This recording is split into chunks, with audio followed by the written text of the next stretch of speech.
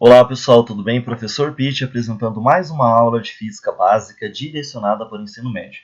A nossa aula de hoje abordará os conceitos científicos que envolvem vetores. Após aí, infelizmente, uma parada de 2 semanas para resolver assuntos pessoais, voltamos com tudo aí dentro daquela perspectiva que eu havia falado para os senhores no início do ano, que durante todo o ano eu estaria montando aqui um cronograma com todas as aulas dos conceitos de física voltados para o ensino médio até a física moderna. Então, dando continuidade, hoje nós trabalhamos com vetores. Então, o que seriam os vetores em termos gerais, né?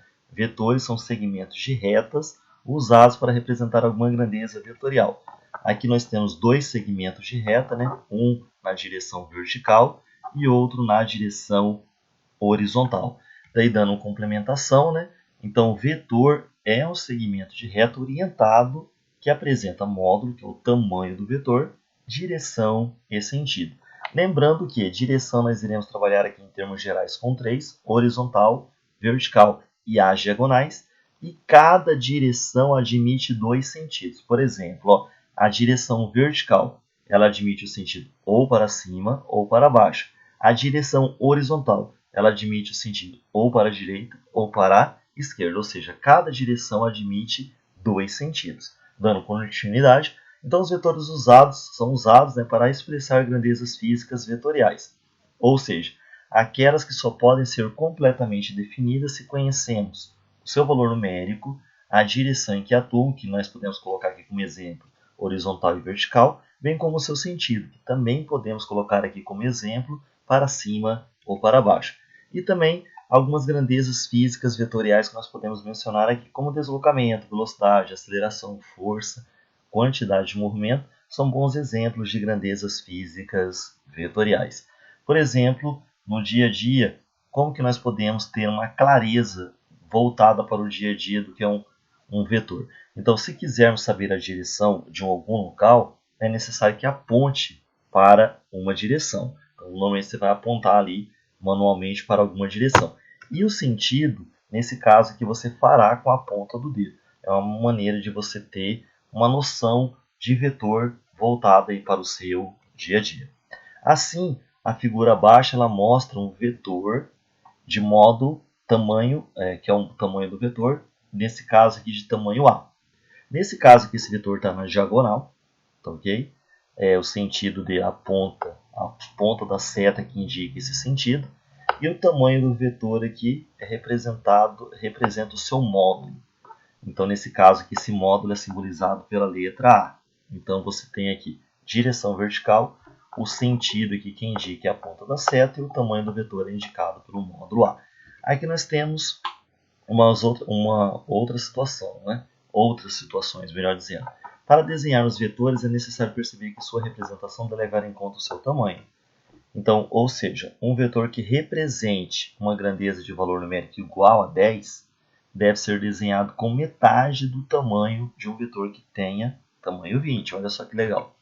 Então, que nem nesse caso aqui, nós temos esse vetor que está na horizontal, sentido para a direita, e esse outro vetor aqui que também está na horizontal, sentido para a direita. Só que esse aqui ele foi dividido em 3 partes U. Então, o módulo dele corresponde a 3U. Esse aqui foi dividido em 4 partes U. Então, o módulo dele corresponde a 4U.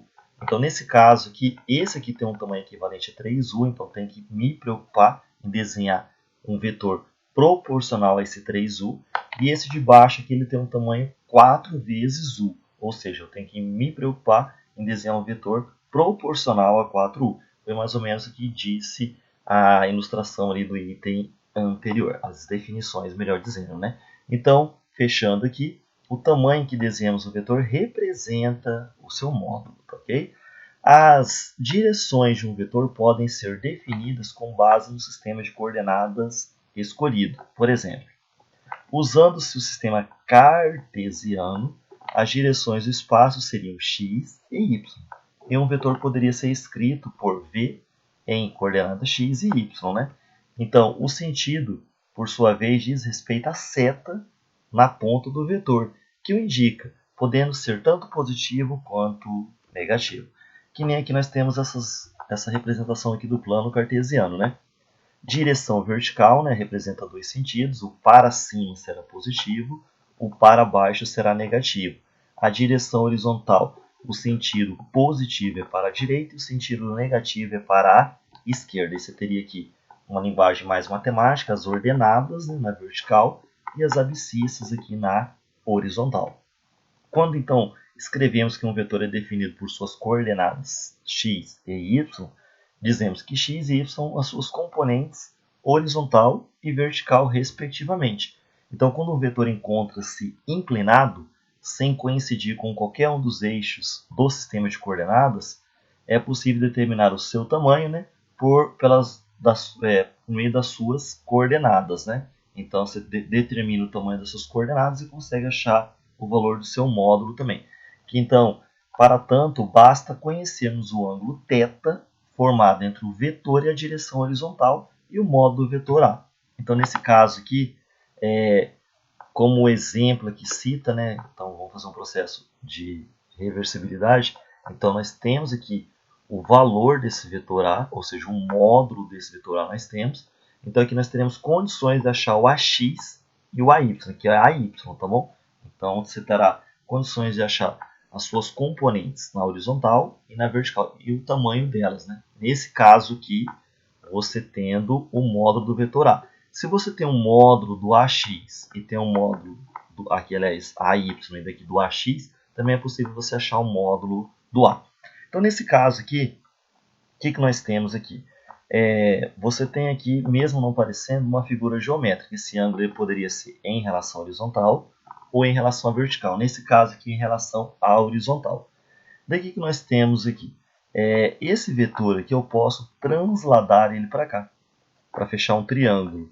Então, em relação a esse ângulo θ aqui, esse AY, que está aqui como AX, ele seria o cateto oposto, e esse AX seria o cateto adjacente, o A seria a hipotenusa.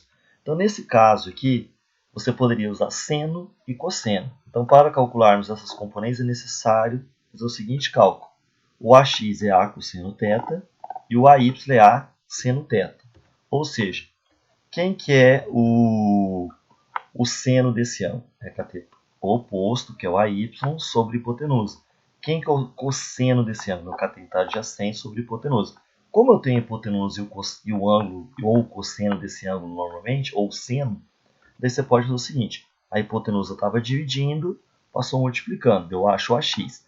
A hipotenusa estava dividindo, passou multiplicando, eu acho o AY. Você tem AX é igual a cosseno θ, e o AY é A seno θ.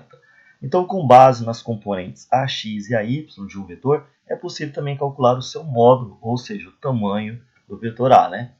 Então, para isso, basta aplicarmos, olha só que legal, o teorema de Pitágoras, uma vez que essas componentes são perpendiculares entre si.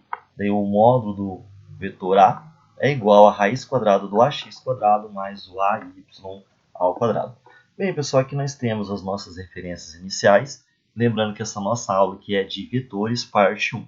Em breve já estarei postando de vetores, parte 2. Não percam. Até lá. Valeu, felicidade e sucesso a todos.